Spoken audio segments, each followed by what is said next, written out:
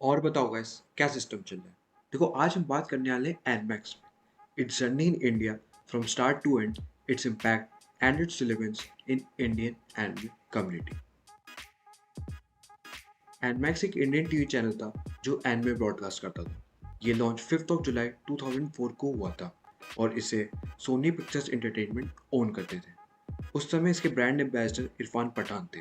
ये सिंगापुर से ब्रॉडकास्ट होता था बाय एनमैक्स एशिया और इसकी टारगेट ऑडियंस 15 से 25 साल के लोगों के लिए थी। मतलब ये गंदी थूत वाले छोटे बच्चों के लिए नहीं था। एनमैक्स इंडिया में एनिमे सेम वीक में एयर करता था जब वो जापान में एयर होते थे, और कुछ कुछ तो सेम डे पे ही एयर कर देता था। एनमैक्स ने अपने टाइम पे काफ़ी सारे शोज एयर किए, जैसे Naruto Shippuden, bleach, assassination classroom और माई हीरो एकेडमी जैसे काफ़ी पॉपुलर शोज ब्रॉडकास्ट किए थे। एनमैक्स ने इंडिया में 12 घंटे की हिंदी फीड भी चालू कर दी थी in the hope of gaining young audience. मुझे लगता है यहीं पे एनमैक्स अपने बेस्ट पे था इंडिया में एनिमे को आगे बढ़ाने में। एनमैक्स को अपनी हिंदी फीड 15 अगस्त 2006 को बंद करनी पड़ी। हिंदी डब से एनमैक्स की टीआरपी बढ़ी नहीं, बल्कि उनको नुकसान और उठाना पड़ा। 2007 में एनमैक्स ने लाइव एक्शन कंटेंट भी एयर करना चालू कर दिया, जिसमें स्पाइडरमैन 2, कुंग फू हसल और हेलबॉय जैसी मूवीज भी एनमैक्स में एयर होने लगी। एनमैक्स इंडिया ने सिंगापुर के साथ 4 मई 2010 को अपना लोगो भी रिब्रांड किया और एनमैक्स पहला ऐसा चैनल बन गया जिसने उस समय का काफ़ी पॉपुलर शो सुपरनैचुरल को साइमलकास्ट किया और आगे जाके टर्मिनेटर, द सारा कॉर्नर क्रॉनिकल्स को भी एयर किया, पहली बार पूरे एशिया में। एनमैक्स ने इसी टाइम पे कोरियन एंटरटेनमेंट शोज भी एयर करना चालू कर दिए थे। इतनी कोशिश करने के बाद भी एनमैक्स की टीआरपी ऊपर नहीं बढ़ रही थी।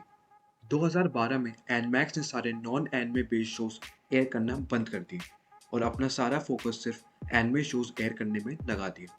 फिर भी बिन बुलाए रिश्तेदारों जैसे बुरी न्यूज़ आ गई। कौन? मेरे आंटी आई हैं। एनमैक्स को उस समय इंडिया के सारे टीटीएच प्रोवाइडर्स ने डिलिस्ट कर दिया था, क्योंकि उस समय एनमैक्स अपनी खुद की कैरेज फीस भी नहीं भर पा रहा था। एनमैक्स ने 2016 में अपना कमबैक किया डीटीएच नेटवर्क पे टाटा स्काई के साथ, लेकिन कुछ टाइम चलने के बाद 18 अप्रैल 2017 को एनमैक्स इंडिया में ब्रॉडकास्ट होना बंद हो गया और उसकी जगह ले ली सोनी ये ने। प्रेस एफ टू पे रिस्पेक्ट्स।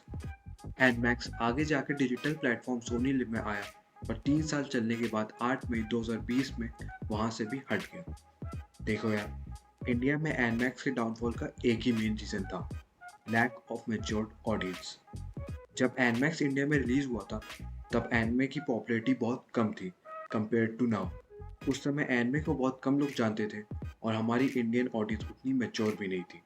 मुझे लगता है Animax was way ahead of its time when it first launched in India.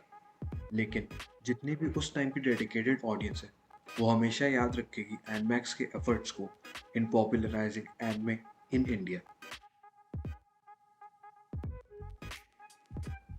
एनमैक्स के अपने टीवी के रन टाइम ने एक अच्छी पोर्शन की इंडियन ऑडियंस को अफेक्ट किया और उस टाइम पे काफ़ी सारे लोगों ने एनिमे पहली बार एनमैक्स में ही देखा होगा।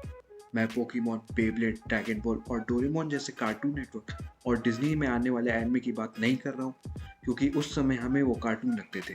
मुझे एनिमे और कार्टून के बीच में डिफरेंस तभी पता चला जब मैंने एनमैक्स देखना चालू किया।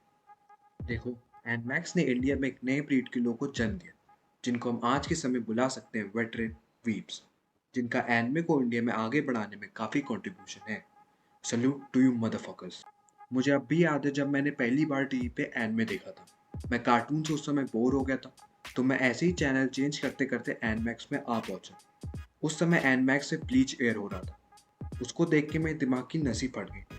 मैं सोचने लगा कि ये क्या ही चीज़ है, और उसे देखते देखते मैं एनिमे देखना चालू कर दिया और मुझे एनिमे की लत लग गई।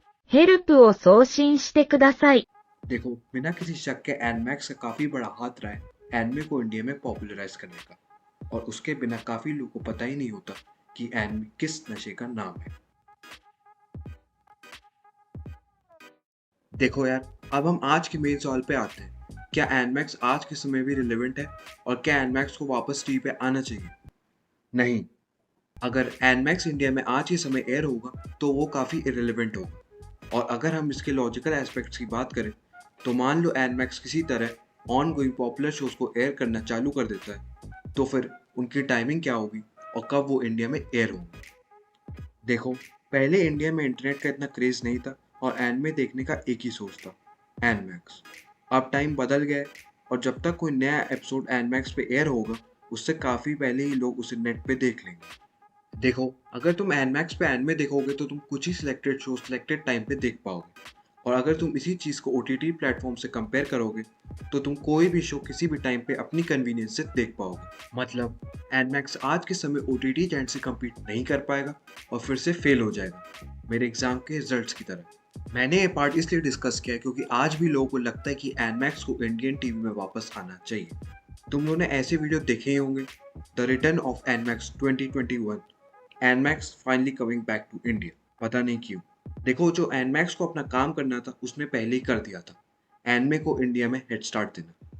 यार, आज के लिए बस इतना ही। अगर वीडियो पसंद आई हो तो लाइक करना, सब्सक्राइब करना और कमेंट सेक्शन में बताना कि तुम लोगों ने सबसे पहला कौन सा एनमे शो एनमैक्स पे देखा था।